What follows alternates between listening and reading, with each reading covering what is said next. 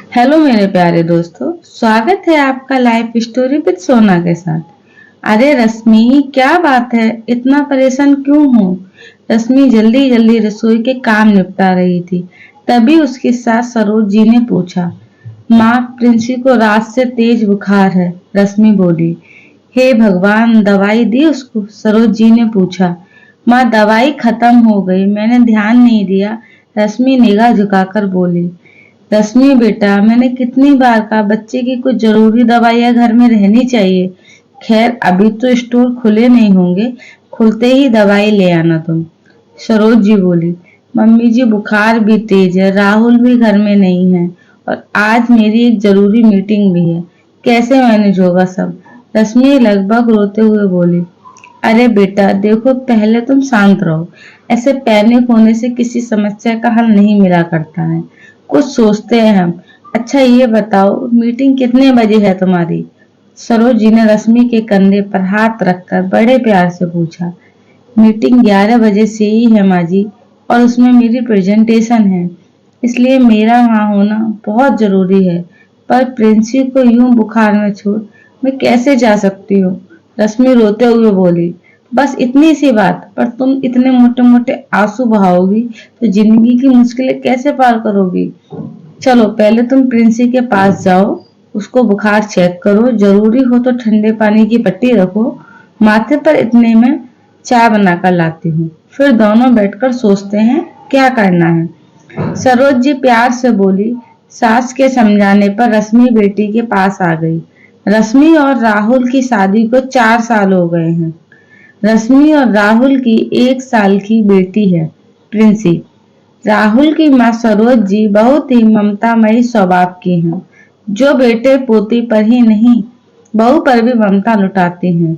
राहुल के पिता की मृत्यु राहुल की शादी से 2 साल पहले ही हो गई थी, पर सरोज जी ने सब बहुत अच्छे से संभाला और बेटे की शादी उसकी पसंद की लड़की रश्मि से धूमधाम से की।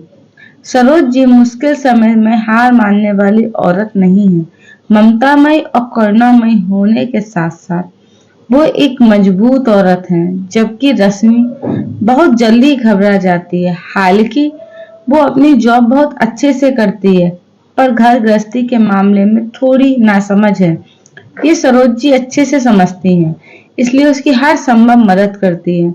रश्मि के ऑफिस जाने के बाद पोती को बड़ी वही संभालती हैं। घर के काम के लिए काम वाली रखी हुई है। राहुल काम की वजह से 1 हफ्ते के लिए विदेश गया है।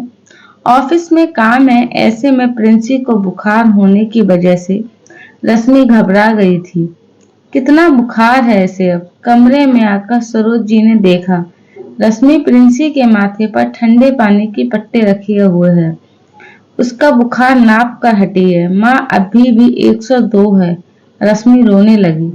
घबराओ नहीं, ये लो, प्रिंसी को दूध की बोतल लगा दो और तुम आराम से चाय पियो, फिर नहाकर तैयार हो जाओ। सरोज जी रश्मि को प्यार से सहलाती हुई बोली। जी माँ, बस मैं अभी तैयार होती हूँ, इतने टाइम तक क्लिनिक भी खुल जाएगा। रश्मि चाय पकड़ते हुए बोली। तुम क्लिनिक के लिए नहीं, ऑफिस के लिए तैयार हो जाओ। बस मुझे और प्रिंसी को क्लिनिक ड्रॉप कर देना, वापसी में मैं कैब से आ जाऊंगी। सरोज जी बोली। नहीं माँ, आप कहाँ परेशान होंगी, और वैसे भी अपनी बच्ची को ऐसे छोड़ मैं कैसे प्रेजेंटेशन दे पाऊंगी? मैं कॉल करके मना कर दूंगी उन्हें। रश्मि अचानक बोली। रश्मि बेटा, तुम माँ होने के साथ साथ एक कंपनी की जिम्मेदार पोस्ट पर भी हो, और जब दोहरी जिम्मेदारी निभानी होती है ना, तो प्राथमिकता उस काम को देनी चाहिए जो तुम्हारे बिना ना होता हो। यहाँ प्रिंसी को दवाई में दिलाकर ला सकती हूँ, पर तुम्हारी प्रेजेंटेशन तुम्हें देनी है, जिसके लिए तुमने इतनी मेहनत भी की है।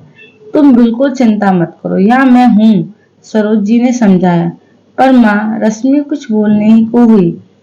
पर वह कुछ नहीं, ये मेरा आदेश है, और सास होने के नाते तुम्हें इसे मानना ही होगा, समझी?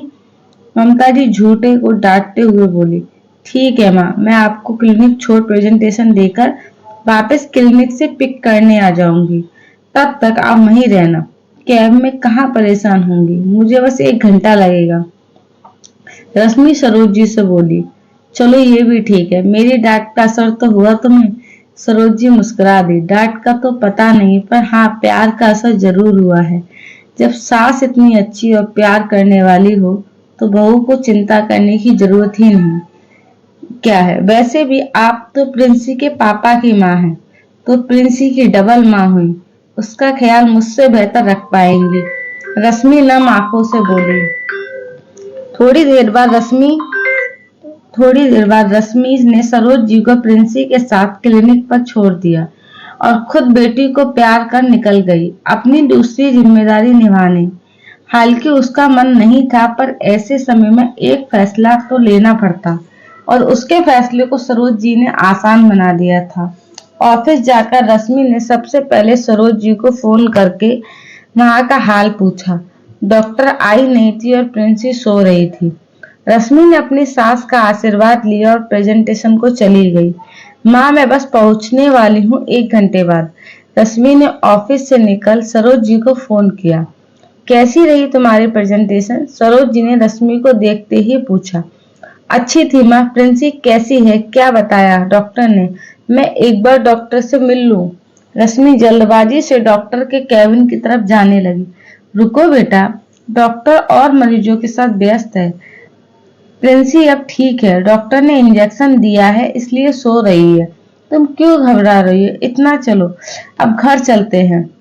सरोज जी रश्मि का हाथ पकड़कर बोली। माँ, क्या बताया डॉक्टर ने? क्या हुआ? प्रिंसी को जो इतना तेज बुखार आया।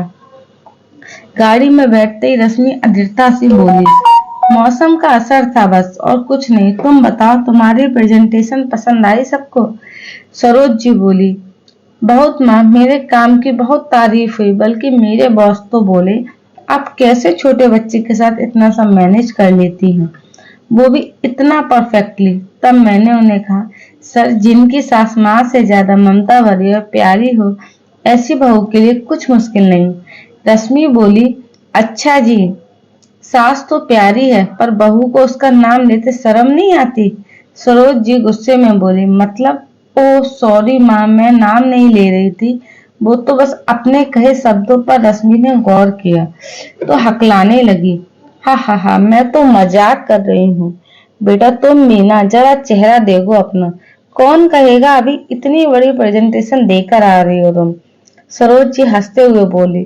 तो रश्मि भी हंस दी। तभी प्रिंसी भी जाग गई और मुस्कुराते हुए कभी दादी को तो कभी माँ को देखने लगी। दोस्तों, ये सच है, अगर ससुराल में सास का साथ हो तो किसी भी बहू के लिए छोटे बच्चे के साथ भी घर कर और ऑफिस संभालना मुश्किल ना हो, क्योंकि सबके साथ से ही परिवार बनता है और सबके साथ ही एक परिवार खिलखिलाता है।